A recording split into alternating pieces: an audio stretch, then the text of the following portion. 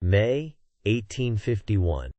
Inside the vast iron and glass cathedral of Hyde Park, 6 million visitors have come to witness the glory of an empire. But before a velvet-lined cage at the heart of the Crystal Palace, the crowds fall curiously silent, not in awe, but in confusion.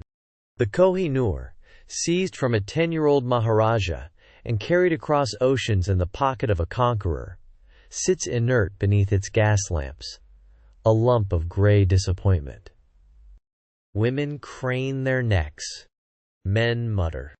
The mountain of light offers nothing but shadow.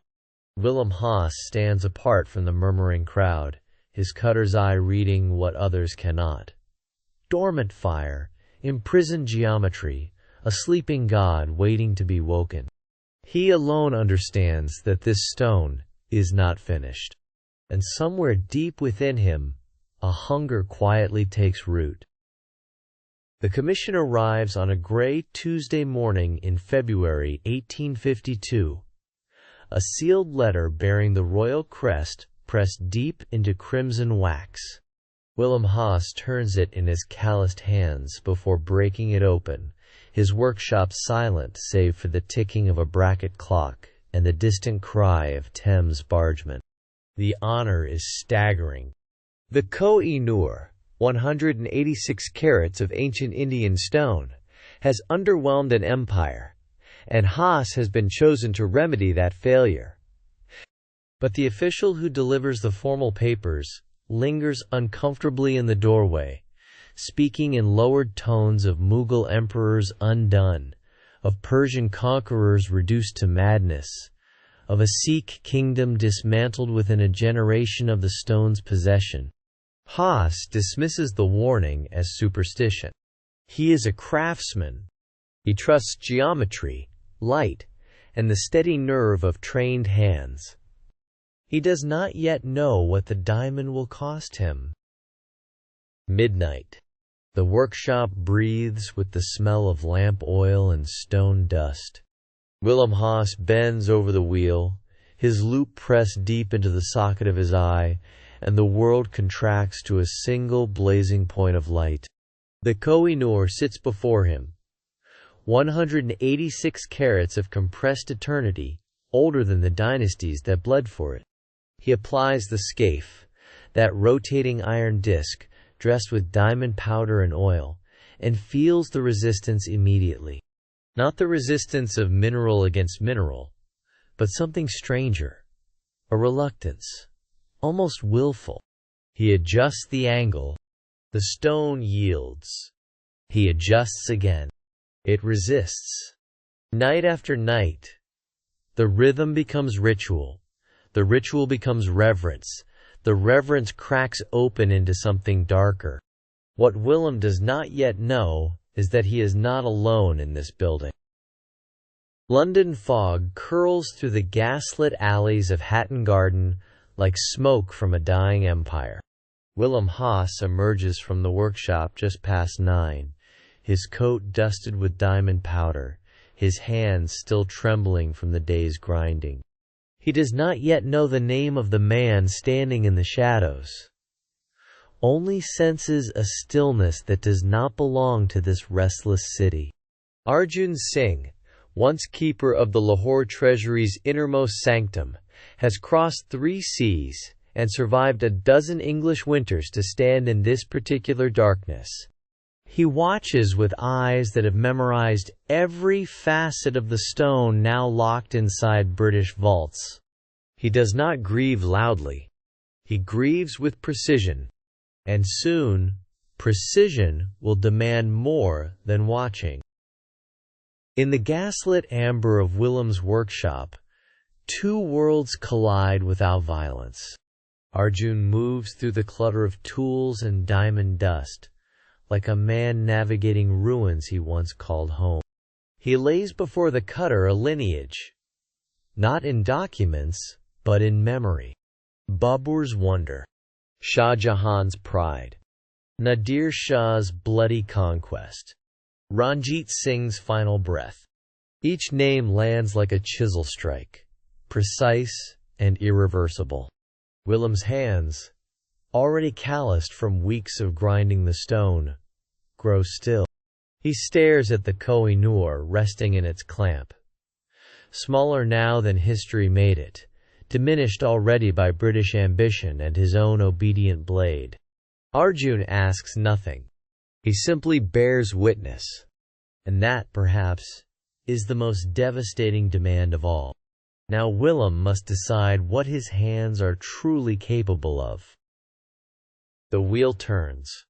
Hour after hour, diamond dust rises like smoke from a funeral pyre, settling on Willem's cracked lips, his trembling hands.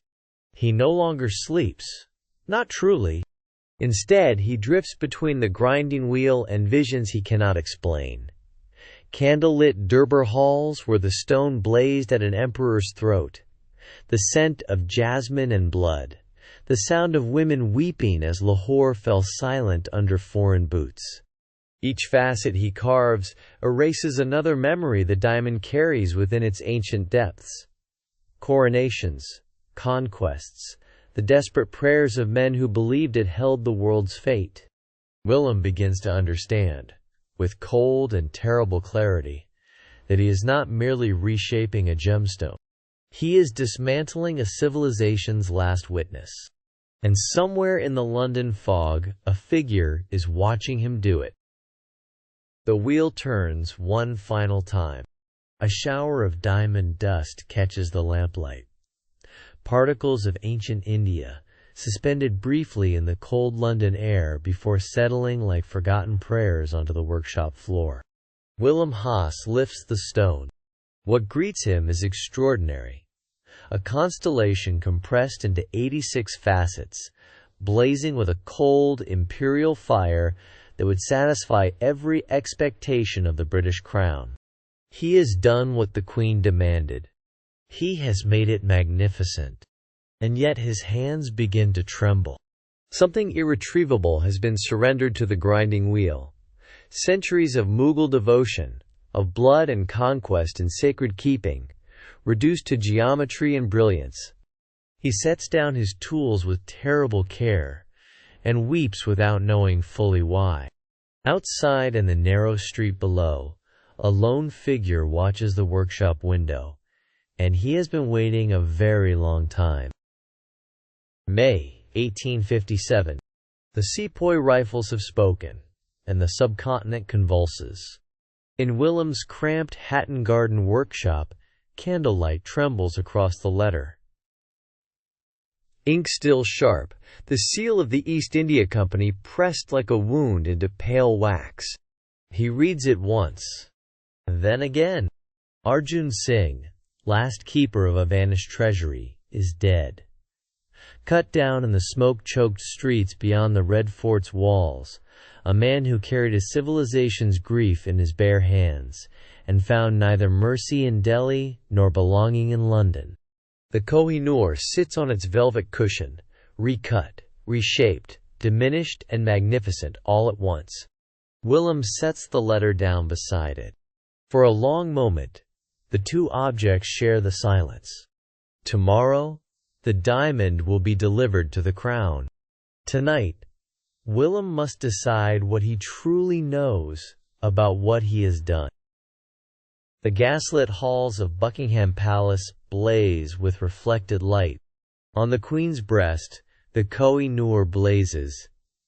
58 new facets catching every flame, throwing rainbows across silk gowns and powdered shoulders, across epaulettes and pearl ropes, and the upturned faces of an empire admiring itself. It is, by every account, a triumph. Willem Haas watches from a servant's doorway, his calloused hands folded against his coat, his name unspoken. The stone he bled over for 6 exhausting weeks belongs now entirely to history. To Britain's history, told in Britain's terms. The diamond says nothing. It never does. It only burns with cold, gorgeous light, keeping its secrets sealed within its ancient carbon heart. But somewhere in the London fog outside these gilded walls, Arjun is still watching, and his patience is nearly spent. The workroom stands empty now. A gas lamp gutters in the draught from an open window, casting long shadows across the abandoned diagrams.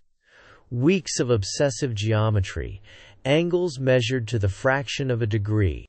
Willem Haas's chisels lie where he left them, still faintly warm with use.